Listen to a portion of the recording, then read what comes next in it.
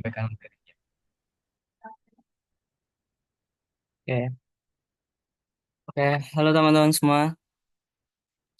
Sebelumnya perkenalkan, aku Ivan Dija Pratama. Di sini aku akan memberikan materi buat teman-teman. Ini eh, mengkaitkan antara eh, dua pencapaian yang sudah aku lakukan selama kuliah ini, yaitu ada dari PKM GFT dan juga bisnis plan. Sebenarnya kita bisa ambil koneksi antara dua topik itu, di mana gagasan futuristik dalam PKM GFT dan juga bisnis plan.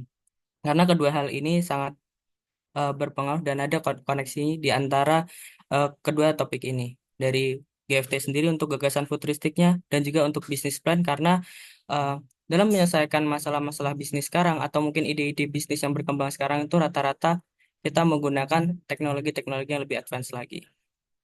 Ya, mungkin next Kak. Oke, mungkin kita masuk ke materi PKM GFT dulu. Untuk PKM GFT ini sendiri, PKM Gagasan Futuristik Tertulis atau GFT, ini adalah PKM dengan skema insentif berbeda dengan skema pendanaan-pendanaan lain seperti PKM RE, PKM RSA, dan juga PKMK dan beberapa jenis PKM yang lainnya. Dan di sini untuk PKM GFT sendiri lebih ditekankan untuk materi yang bersifat visioner, futuristik, dan juga memberikan solusi yang dampaknya panjang, realistis, dan juga implementatif. Nah, contoh-contoh gagasan yang bisa kita lihat dalam PKM GFT ini diantaranya yang memang masuk untuk kategori PIMNAS di tahun lalu, diantaranya ada Smart Hub, di mana di sini fokus dalam pengembangan kawasan Smart City mandiri energi menggunakan tribo elektrik nanogenerator berbasis waste treatment management menuju pembangunan kota berkelanjutan. Kemudian ada juga untuk ide Hydronexus, di mana ada ide terkait transformasi energi dan air dengan smart underground dan integrasi robot AI dan IoT di kawasan kelas masa depan. Oke, next Kak. Nah, berikut ini ada contoh-contoh gagasan yang bisa dijadikan referensi buat teman-teman mungkin yang punya keinginan dalam mengembangkan PKM GFT sendiri, di mana di sini ada contoh poster-poster dari pemenang tahun lalu, di mana konsepnya beberapa konsep gagasan futuristik terbarukan yang bisa dikembangkan. Contoh di sini ada pengembangan Indonesia Battery Recycling, lalu ada konsep untuk socio-ecological zoning based co-management konsep.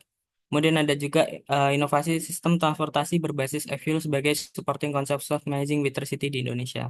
Di mana konsep-konsep yang dihadirkan di sini merupakan salah satu konsep yang juga fokus untuk menyelesaikan permasalahan yang ada di Indonesia saat ini. Contohnya untuk di baik sistem inovasi NCT ini difokuskan untuk menyelesaikan permasalahan polusi yang ada di Indonesia. Kemudian untuk masalah eh, di socio-ecological zoning base, di mana ini merupakan konsep manajemen sistem kehutanan yang dapat memanajemen eh, permasalahan pengelolaan hutan yang ada di Indonesia. Kemudian untuk di bagian yang Indonesia Battery Recycling ini merupakan konsep di mana sistem pengelolaan limbah baterai berteknologi hidrometeorologi dengan proses yang lebih terintegrasi, yang juga merupakan salah satu solusi untuk permasalahan limbah baterai dari kendaraan listrik yang nantinya akan dikembangkan di Indonesia.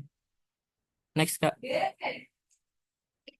Lalu untuk teknik penggalian ide sendiri, itu ada teknik Scamper, di mana kita bagi jadi 7 jenis, yaitu ada substitute, adapt, put to another use, reverse, combine, modify, and eliminate.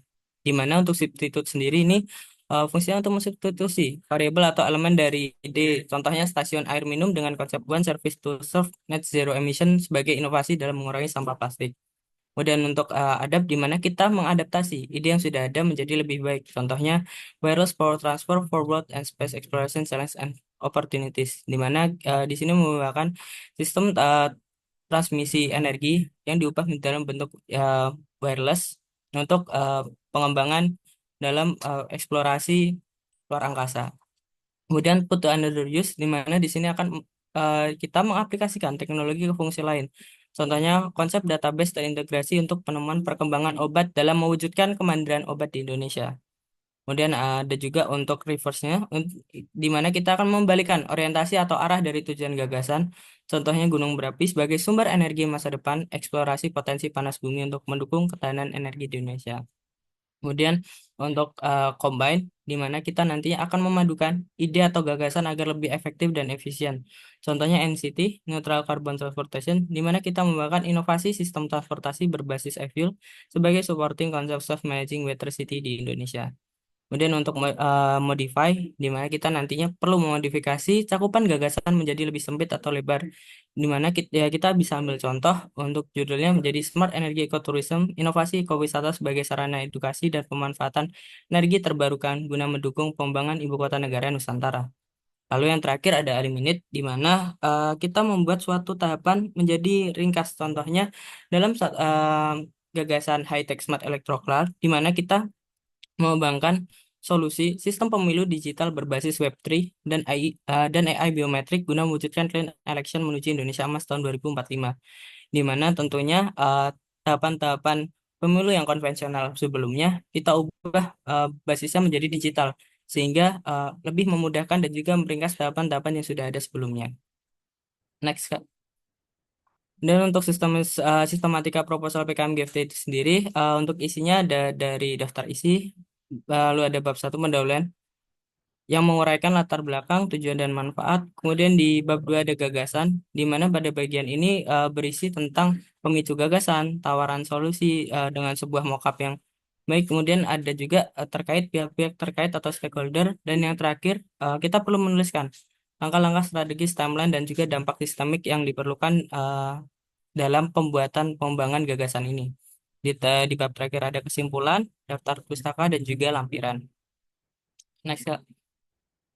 Mungkin untuk bedah lebih lanjut, kita bisa melakukan bedah proposalnya, di mana ini saya ambil dari proposal sendiri, di mana kita menggunakan contoh latar belakang, di mana di sini teman-teman harus bisa menunjukkan latar belakang permasalahan apa sih yang ada eh, yang akan digunakan sebagai acuan permasalahan teman-teman. Ini bisa aja digunakan dalam pembuatan PKM, bisnis plan, ataupun juga bisnis case yang ada. Di mana kita harus fokus, di mana latar belakang di sini harus menggambarkan sebenarnya poin utama dari teman-teman membahas atau memberikan teknologi yang sebagai solusi ini sebenarnya menyelesaikan masalah apa. Contoh untuk materi yang saya bawa ini, saya memiliki latar belakang masalah di mana Indonesia merupakan negara dengan tingkat pencemaran udara tertinggi di Asia Tenggara dan masuk ke dalam peringkat ke-17 negara paling berpolusi di dunia. Hal ini dikaitkan karena adanya masalah konsumsi energi bahan bakar minyak yang tinggi. Karena yang seperti yang kita tahu, konsumsi bahan bakar minyak ini menimbulkan polusi dan juga emisi gas yang cukup tinggi dan juga menghasilkan CO2 yang cukup besar di lingkungan. Nah, dari situ kita masuk ke pemicu gagasannya. Eh, dari latar belakang yang ada itu, kita analisis lebih dalam. Pemicu gagasannya tuh seperti apa? Ternyata eh, kenapa polusi bisa meningkat itu karena volume lalu lintas yang ada di Indonesia itu mengalami peningkatan sekitar 15% per tahun. Tentunya peningkatan volume kendaraan ini akan berdampak terhadap kebutuhan dari bahan bakar itu sendiri. Sehingga eh, harus sesuai nih kebutuhan dari bahan bakar dengan dengan volume lalu lintas yang ada saat ini. Nah, dari situ kita baru merumuskan tawaran solusi yang ada. Di sini NCT hadir untuk memberikan konsep sistem transportasi berkelanjutan yang berfokus pada penggunaan e-fuel atau electrofuel sebagai pengganti bahan bakar minyak bumi yang ramah lingkungan. Konsep NCT ini menjadi tawaran solusi untuk permasalahan perubahan iklim akibat pencemaran gas CO2 yang dihasilkan oleh alat transportasi konvensional guna mewujudkan sistem transportasi berkelanjutan atau sustainable transport. Next, Kak. Tentunya dalam PKM GFT sendiri, karena dengan skema yang insentif, PKM GFT ini hanya menitik beratkan pada nilai dari proposal yang teman-teman buat dan juga hasil dari presentasi ketika sudah mencapai tahap finnas. Tentunya agar menarik perhatian dari juri atau reviewer saat mereview dari proposal yang sudah teman-teman submitkan ke Simbel Mawa, tentunya teman-teman harus membuat nih gimana supaya proposal yang saya buat ini menarik. Nah, salah satunya teman-teman bisa bikin mockup gambar atau schematic design seperti yang saya tampilkan di sini, di mana eh, itu menjelaskan konsep yang teman-teman buat. Sebenarnya eh, topik atau solusi yang akan kalian selesaikan itu seperti apa, lalu gagasannya seperti apa. Hal itu juga digunakan dalam berbagai proposal-proposal lomba lain, seperti dalam proposal bisnis plan juga. Prototype atau produk yang kalian buat itu sangat sangat diperlukan agar juri dan juga reviewer yang melihat dari usaha kalian itu tahu sebenarnya produk yang kalian buat itu seperti apa, solusinya seperti apa, kenapa solusinya harus seperti ini, dan kira-kira penerapannya tuh seperti apa. Nah, tentunya skematik desain seperti ini atau mockup 3D ini bisa membantu dalam membantu reviewer dalam memahami gagasan atau solusi yang kalian tawarkan. Next. Lalu selanjutnya terkait pihak-pihak terkait di mana ini nanti berisi dari pihak-pihak yang diperundangan dalam membantu atau dilibatkan untuk mengimplementasikan gagasan peran atau kontribusi masing-masing. Di mana di sini terbagi mulai dari pemerintah, eh, terus institusi swasta, masyarakat dan juga akademisi. Kemudian ada juga di bagian langkah strategis, di mana langkah-langkah strategis dan timeline ini ditujukan untuk melihat seberapa jauh atau kira-kira seperti apa sih rencana pengembangannya dalam waktu ke depan? Bagaimana cara merealisasikan gagasan ini eh, supaya gagasan ini bisa benar-benar dibuat atau mungkin produk ini bisa diterapkan. Kalau dalam dunia usaha, kita biasa menyebutnya sebagai milestone atau gambaran jangka panjang pengembangan dari usaha kita, mulai dari pengembangan produk atau upscaling produk di tiap tahunnya itu kita buat rencana jangka panjangnya. Lalu di bagian terakhir, di bagian kesimpulan, ini kita hanya menyimpulkan gimana gagasan kita dan kita menguatkan kembali supaya gagasan kita ini dapat diterima oleh juri dan juga terlihat realistis dan juga memungkinkan untuk diterapkan baik di Indonesia sendiri maupun untuk teknologinya ini dapat diadaptasi dengan baik. Tentunya ini juga mempengaruhi dalam berbagai aspek dalam penulisan proposal, baik dari proposal PKM GFT itu sendiri, proposal PKM yang dan juga untuk proposal untuk bisnis plan juga. Di mana untuk proposal bisnis plan sendiri kita juga harus memberikan kesimpulan akhir kalau memang usaha kita ini menjanjikan dan juga usaha kita ini layak untuk dijalankan atau didanai oleh reviewer atau mungkin oleh investor yang akan memberikan funding pada usaha kita. Next, Kak. Oke. Lalu untuk ide inovasi dan teknologi ini sebenarnya kita bisa ambil dari mana sih? Kita bisa dapat kok dari berbagai hal. Contoh kita dari film. Mungkin seperti gambar yang saya masukkan di sini. Teman-teman bisa aja nih. Contoh kita eh, nonton film dari Marvel MCU dari film Iron Man atau yang lainnya atau film-film lainnya yang memang menggunakan teknologi-teknologi yang terbaru atau advance, di mana kita bisa mengadaptasi.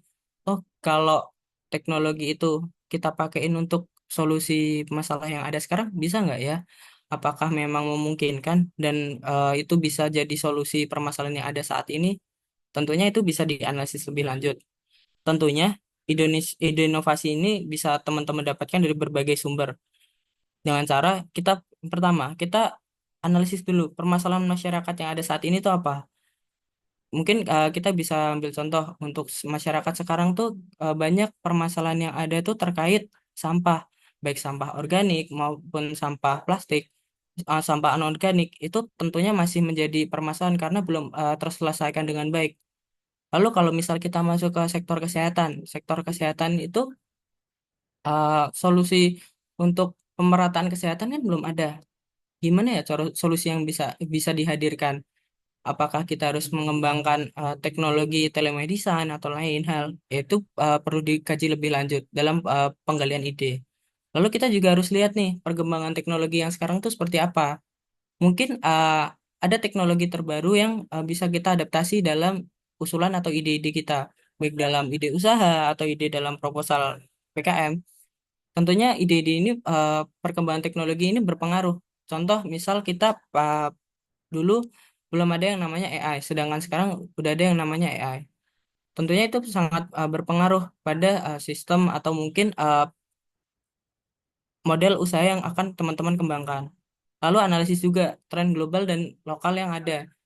Misal untuk sekarang trennya lagi kita banyaknya untuk otomatisasi dari AI atau dari robot, terus mungkin dari VR, virtual reality, atau mungkin sistem blockchain yang sekarang lagi banyak diobrolin. Nah, itu sangat penting untuk teman-teman gunain sebagai judul atau ide yang mendasari pengembangan solusi yang ada buat pengolahan masalah teman-teman.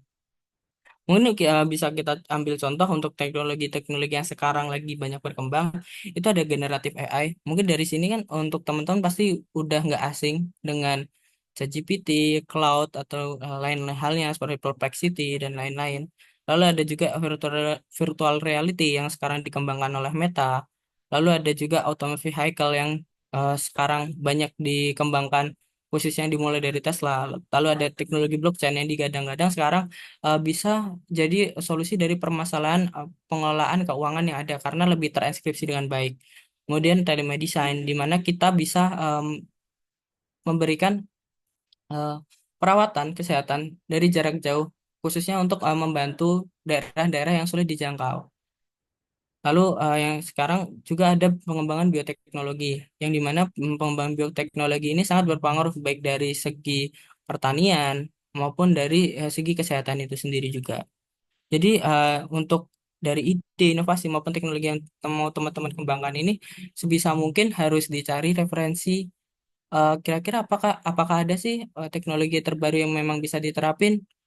Kira-kira apakah ada salah satu solusi atau mungkin pengembangan lebih lanjut yang bisa diterapkan dalam ide, baik dalam ide usaha maupun ide riset yang teman-teman kembangin eh, dalam mengikuti perlombaan atau dalam pembuatan proposal riset itu sendiri. Next, Kak. Oke, kita masuk ke topik bisnis plan. Untuk bisnis plan sendiri atau mungkin kita biasa sebut rencana bisnis merupakan dokumen yang berisi perencanaan dan strategi dalam menjalankan suatu usaha. Yang ini pasti mencakup dari visi misinya, model bisnis seperti apa, bagaimana pasarnya, strategi pemasaran, sistem operasional, hingga proyeksi keuangan dari bisnis itu sendiri.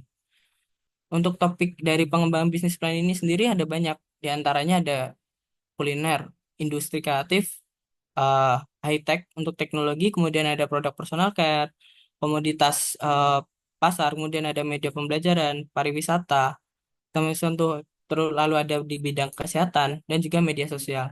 Di mana di sini teman-teman juga harus menyesuaikan nih. Kira-kira teman-teman mau menyasar sektor apa dulu? Kalau misal teman-teman mau nyasar sektor kuliner yang mungkin banyak eh, di pasaran, berarti teman-teman harus nyari apa yang bisa digunakan untuk menjamin usaha ini tuh bisa sustain sampai dalam jangka waktu yang panjang. Karena kalau kita contoh ambil contoh untuk bisnis kuliner sendiri, pasti ada yang lagi hype atau enggak. Tentunya kalau kita hanya ngikutin tren atau mungkin hype yang ada saat ini aja, tentunya usaha yang teman-teman buat pasti akan uh, langsung tergeser oleh waktu karena trennya udah karena teman-teman nggak bisa ngikutin tren dengan baik.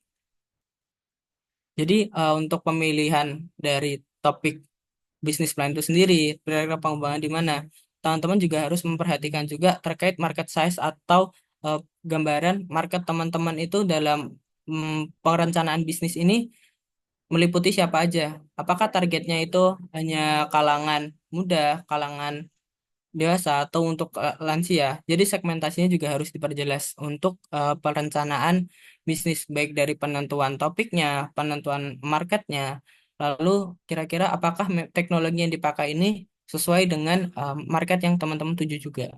Next, Kak. Tentunya dalam perencanaan bisnis plan itu sendiri, kita tidak pernah lepas dari yang namanya bisnis model canvas, di mana tentunya kita akan membuat gambaran desain dulu. Sebenarnya untuk usaha ini nanti bergerak di bidang apa, lalu skemanya seperti apa. Nah, Untuk bisnis model Canvas ini terdiri dari 9 poin, yaitu dari key partner atau mitra utama biasanya. Nah, di sini kita menuliskan sebenarnya untuk usaha kita ini pemasoknya siapa, lalu em, bergeraknya di lini apa, lalu kita berhubungan dengan siapa saja. Itu masuknya di bagian key partner atau mitra utama. Di sini saya ambil contoh eh, dalam pembuatan BMC untuk produk pengolahan limbah kain menjadi sebuah material komposit berkelanjutan. Nah, di sini kita analisis untuk mitra utamanya siapa? Pemasok bahan baku. Lalu siapa saja ada perusahaan konstruksi, terus institusi riset dan juga pengembangan, distributor, dan juga pemerintah daerah yang juga bisa membantu dalam pembuatan regulasi dalam pengelolaan sampah itu sendiri. Lalu untuk kegiatan bisnisnya itu meliputi apa aja sih? Ada riset dan pengembangan produk, lalu ada produksi material, lalu ada juga untuk konsultasi pengerjaan bahan komposit, lalu ada juga terkait pengelolaan limbah kain, mulai dari pengumpulan dan juga pensortiran. Lalu kita masuk ke poin selanjutnya, ada sumber dayanya. Sumber daya ini biasanya meliputi baik sumber daya manusia maupun sumber daya yang penunjang. Seperti yang ada di sini ada bahan baku, alat produksi, tenaga kerja, workshop, atau offline store-nya. Lalu untuk selanjutnya kita masuk ke bagian tawaran atau nilai manfaat. Sebenarnya untuk ide atau gagasan dalam bisnis plan yang kita buat ini sebenarnya nilai manfaatnya apa? Apakah memang ada nilai yang membuat ide kita ini harus dipakai atau mungkin ide ini lebih baik dibanding ide-ide yang udah ada di pasaran saat ini? Nah, dan di sini saya misal loh, kalau kita pengembangan dari material dari limbah kain, kita bisa mengolah nih material berkelanjutan dan ramah lingkungan. Lalu eh, saya memberikan layanan pengambilan sampah langsung dari customer. Terus ada juga kita memberikan tempat pembuangan sampah untuk pakaian dan juga plastik yang bisa mengurangi eh, sampah-sampah yang ada di lingkungan rumah tangga. Lalu yang terakhir eh, bisa memberikan pemberdayaan masyarakat melalui kegiatan sirkular ekonomi dan pengelolaan material tersebut. Tentunya itu memberikan salah satu nilai manfaat atau mungkin value dari usaha yang kita kembangkan. Nah, selanjutnya kita masuk ke poin untuk cara merawat hubungan dengan konsumen. Ini ada kaitannya dengan hubungan dengan konsumen dan lebih baik di mana kita harus menunjukkan gimana sih cara kita supaya konsumen kita tuh tetap bakal setia dengan brand atau produk yang kita buat. Yaitu bisa aja dengan cara satu, kita perbaikan produk melalui kritik saran yang diajukan pembeli. Kemudian kita juga melakukan pendekatan secara konsultasi personal kepada konsumen. Kita juga bisa menyediakan bantuan teknis yang diperlukan oleh konsumen-konsumen kita. Lalu kita membangun hubungan kemitraan jangka panjang. Lalu ada juga pemberian diskon atau harga khusus bagi mitra yang berlangganan di brand kita. Tentunya cara-cara itu bisa membantu kita dalam mengembangkan hubungan eh, dengan konsumen lebih baik supaya kita punya eh, ini value proposition di mana kita punya nilai sendiri di mata konsumen kita. Dan yang selanjutnya kita bahas tentang saran penjualan untuk distribusinya. Itu kita bisa aja pakai metode uh, offline maupun online atau multi channel untuk penjualan omni channel di mana kita bisa melakukan penjualan secara langsung, media sosial, melalui SEO ataupun SEM. Lalu bisa juga kita masukkan ke event sponsorship dan juga pembuatan iklan melalui website. Nah, lalu selanjutnya kita masuk ke bagian segmentasi konsumennya, di mana kita juga harus menentukan nih konsumen kita tuh terdiri dari mana. Uh, di sini saya mengambil contoh, kita pakai konsumen yang akan memakai jasa kita ini kalangan menengah ke atas yang ingin membangun rumah perkantoran dan restoran dan juga pusat kuliner. Karena di sini fokus yang dikembangkan ini material kompositnya ini ditujukan untuk bahan material pembangunan. Kemudian ada juga untuk konsumen industri properti dan juga furniture. Jadi untuk konsumen ini nanti segmen konsumen ini nanti akan menyesuaikan dari target konsumen dari yang dituju atau disasar oleh teman-teman itu sendiri. Lalu selanjutnya ada pos biaya atau cost structure di mana nanti kita tuliskan kira-kira apa yang membuat pengeluaran dalam pengembangan bisnis ini. Di antaranya ada biaya rutinitas mulai dari bahan baku, utility, dan juga transport. Lalu ada juga seperti pengadaan alat operasional dan produksi, sewa tempat, kos biaya tenaga kerja, dan juga biaya pemasaran yang masuk dalam cost structure atau biaya pengeluaran yang diperlukan dalam pengembangan bisnis ini. Lalu selanjutnya kita masuk juga di bagian income atau sumber pendapatan dari bisnis ini tuh sebenarnya dapat dari mana aja. Tiap bisnis pasti beda, tapi untuk yang saya contohkan ini kita bisa dapat dari penjualan produk yang pasti. Kemudian ada jasa konsultasi, lalu ada proyek kerjasama bisnis dan jasa pengelolaan limbah kain yang lebih baik. Nah, untuk cara pengisian dari BMC ini sendiri pastinya menyesuaikan dari produk atau ide yang teman-teman buat untuk bisnisnya itu sendiri. Tapi secara kurang lebih sama di mana teman-teman hanya menentukan sebenarnya mitranya siapa, lalu kegiatan bisnis teman-teman itu meliputi apa, sumber daya yang digunakan dalam usaha teman-teman itu seperti apa, lalu nilai manfaat atau value dari usaha teman-teman itu seperti apa, lalu cara merawat hubungan dengan konsumen, dalam cara distribusian, konsumen yang teman-teman segmentasi atau sasar, cost structure-nya atau pengeluaran yang diperlukan, dan juga pendapatan dari usaha teman-teman itu berasal dari mana. Next. Kak. Lalu untuk sistematika dalam penulisan bisnis plan itu sendiri eh, biasanya menyesuaikan dari penyelenggara, tetapi biasanya untuk standarnya itu pasti ada executive summary, di mana executive summary ini merupakan ringkasan eksekutif dari usaha teman-teman ini berjalan di bidang apa, menyelesaikan permasalahan apa. Lalu selanjutnya ada bab satu pendahuluan yang biasanya berisi dari latar belakang, tujuan atau sasaran usaha, lalu manfaatnya tuh untuk siapa. Untuk latar belakang sendiri sama seperti dalam perencanaan PKM tadi, di mana teman-teman harus nentuin sebenarnya poin masalah yang mau teman-teman selesaikan tuh di bagian apa. Lalu kita lanjut lagi untuk di bagian bab 2 itu biasanya berisi profil usaha, di mana nanti isinya dari data perusahaan, kapan usaha ini berdiri, isinya siapa saja, lokasinya di mana, lalu ada deskripsi produk, visi misi dan juga struktur perusahaan yang isinya siapa yang sebagai CEO, CTO, CMO, atau juga siapa yang ngurus terkait marketing, jualan, produksi. Itu harus dijelaskan dalam profil usaha teman-teman. Selanjutnya ada di bab 3 analisis pasar, di mana nanti teman-teman mau cek nih target pasarnya itu siapa aja yang akan teman-teman sasar. Kemudian dilakukan analisis SWOT atau SWOT, di mana nanti teman-teman akan menentukan sebenarnya nilai produk teman-teman atau nilai usaha teman-teman tuh posisinya di mana dengan analisis SWOT ini. Lalu teman-teman bisa melakukan strategi pemasaran melalui beberapa metode pemasaran seperti marketing mix.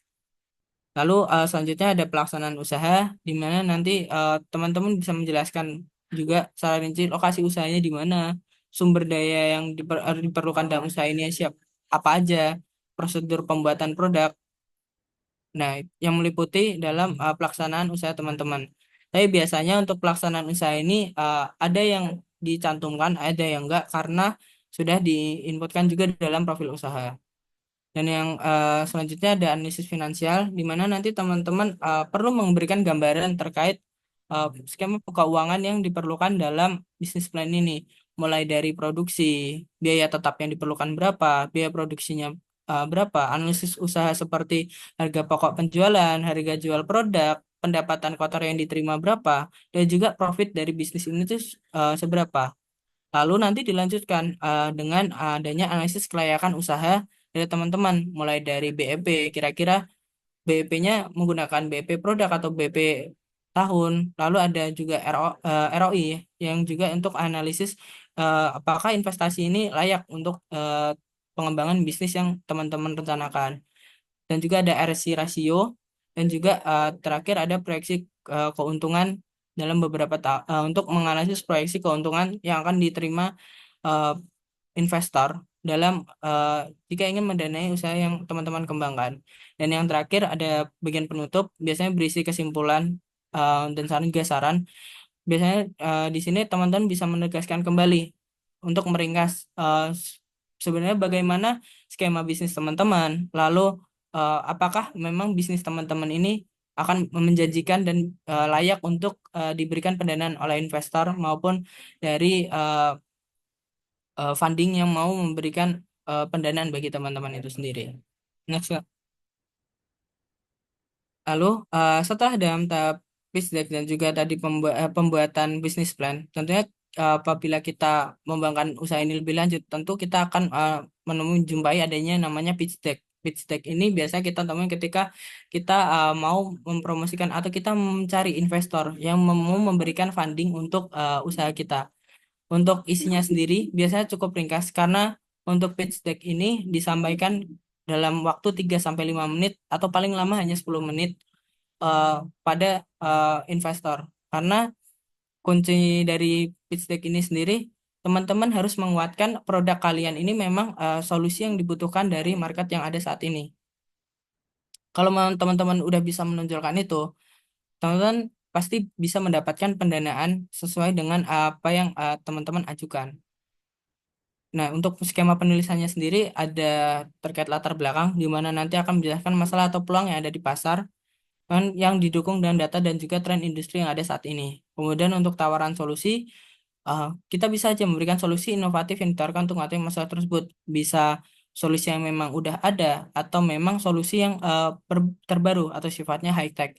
Contoh kita menggunakan teknologi-teknologi seperti yang saya sampaikan sebelumnya, kayak kita menggunakan teknologi AI, teknologi eh, blockchain dan lain halnya, yang tentunya itu bisa jadi salah satu solusi dalam penyelesaian masalah. Kemudian ketika kita memberikan gambaran prototipe atau produk yang kita kembangkan. Dalam pitch deck kita harus menjelaskan secara rinci deskripsi produk dan juga layanan yang kita tawarkan itu apa dan juga manfaat bagi pelanggan itu apa. Sehingga eh, eh, investor bisa mengetahui produk yang teman-teman keluarkan ini atau teman-teman buat ini memang solusi nih untuk market yang ada saat ini. Lalu dijelaskan juga untuk skema usahanya seperti apa. Untuk model bisnisnya, contoh teman-teman pakai model bisnis B2B atau B2C. Kemudian untuk pendapatannya seperti apa, lalu strategi dalam monetisasinya seperti apa. Selanjutnya ada market size, di mana teman-teman nanti memberikan uh, ukuran pasar atau potensi market teman-teman tuh seberapa. Biasanya kita bisa menganalisisnya dengan analisis sum tam sum, di mana nanti akan dikelompokkan dalam beberapa lingkup, dalam lingkup yang terdesentralisasi, nanti hingga sampai ke tahap uh, global. Kita misal ambil contoh untuk pengembangan usaha, kita pakai contoh kita hanya jual di lingkup pulau di lingkup kota, contoh kita ambil contoh kota Jakarta aja.